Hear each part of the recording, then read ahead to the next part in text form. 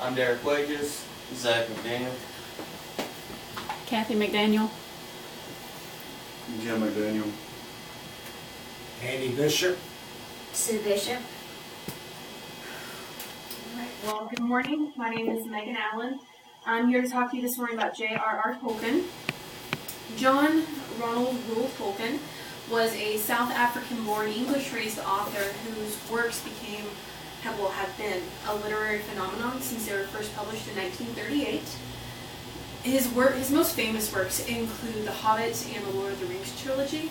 Like so many others, I'm an avid fan of his works and Lord of the Rings. I remember the first time I read it being so enraptured with the story, this epic adventure in a world so very different from my own. The story of The Hobbit, and essentially J.R.R. Tolkien, begins in South Africa in 1892. 2 years later, he was relocated to England with his mother and his younger brother because of an illness, a local illness that was affecting him. His father did stay behind in South Africa, and subsequently a year later he died of the same illness. His mother Mabel died 10 years later, leaving John and his brother Hilary as orphans. They were raised by a Roman Catholic priest in their village. All through his childhood, he had a love of languages, which is reflected in his works. He learned Old Norse, German, Scandinavian, Welsh, among many others. He was fluent in, I believe, 10 languages. He also fought during World War I in the trenches. It was during this time that he was fighting that he began writing The Hobbit. After The Hobbit was completed, he didn't have any initial plans of publishing it. It wasn't until a friend of his began prodding him that the story was so good that he decided to publish it and send it out. It was sent to Stanley Unwin, who was a child publisher, and he wasn't quite sure what to make of this book because it was so different.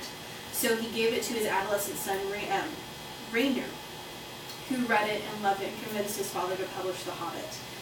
Rainer obviously knew what he was talking about, and as he grew up, he became Tolkien's biggest supporter and one of his publishers as well. One reason that Tolkien may have been so hesitant to publish initially is because that he felt his work was never completed. There was a quote by Bruce Height in his article in the British Heritage magazine that said he craved perfection, he demanded it, he never fulfilled his own dream to his own satisfaction. Keeping that in mind, it's quite incredible when you see the ripple effect that The Hobbit has had in our world. Some of the books that we read nowadays, the books that our children read, the movies that they watch, are influenced in some part by Tolkien's work, by The Hobbit, by Lord of the Rings.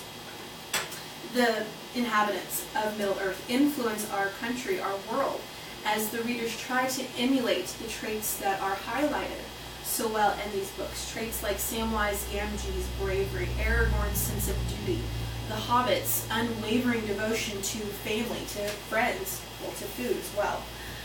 Bradley Birzer of Christian History magazine made an acute observation about the effect that these books had had. He said, they had dramatically affected and shaped people all over the world. In it, people found depth, inspiration, and guidance. And in it, they found those things, not the mere entertainment or escapism that his detractors had claimed. Tolkien essentially put his life on display for us to observe.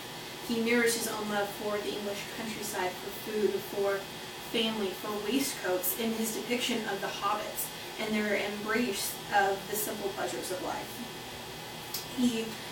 In fact, there's an anecdote that Stephen Gertz wrote, also in Christian History magazine, that Tolkien once wrote to a fan that he was in fact a hobbit, except in size.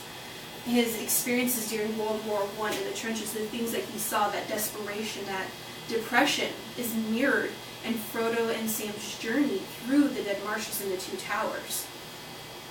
But the most resounding aspect of J.R.R. Tolkien's life is his faith. He was a devout Roman Catholic all of his life, and he was able to incorporate those beliefs into the series.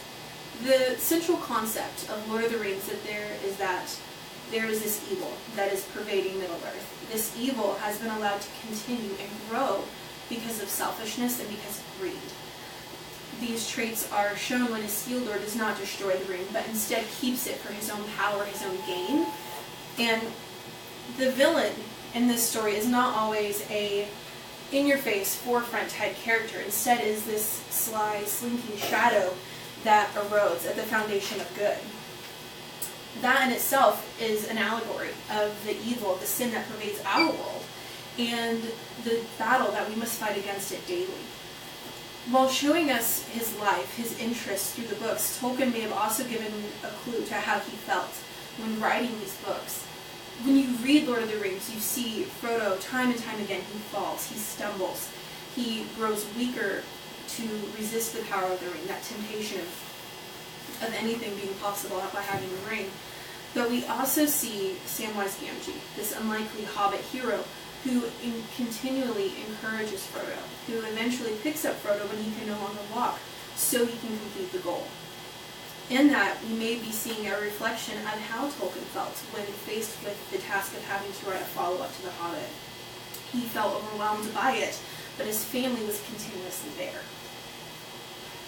Each person who reads these stories, who watches the movies, will get a different perception, but one lesson that can be found in the books, that can be found in Tolkien's life, is that we must look beyond ourselves. J.R.R. Tolkien, he was an accomplished lecturer at Oxford. He wrote a literary masterpiece in his spare time, but above all of that, he was a family man. He cared for his family, he took care of them very well, but not because it was easy, but because it was right.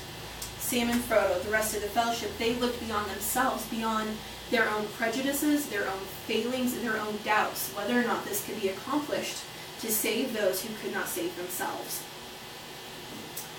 At first glance, these stories may appear just to be characters in a make-believe world, and in one sense that is completely true. Hobbits are not real, unfortunately, but when you look closer and really pay attention to what's happening, you see that there's a richness, a depth in these characters' lives that will continue to influence people, not just now, but for generations to come because of this timeless work.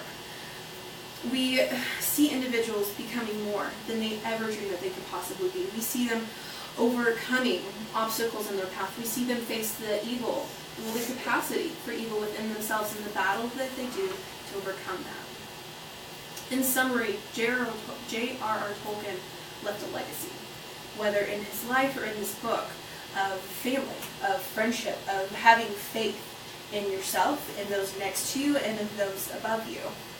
And that's something that we can all learn from as we continue to read these books to ourselves and to our children. Thank you very much for listening.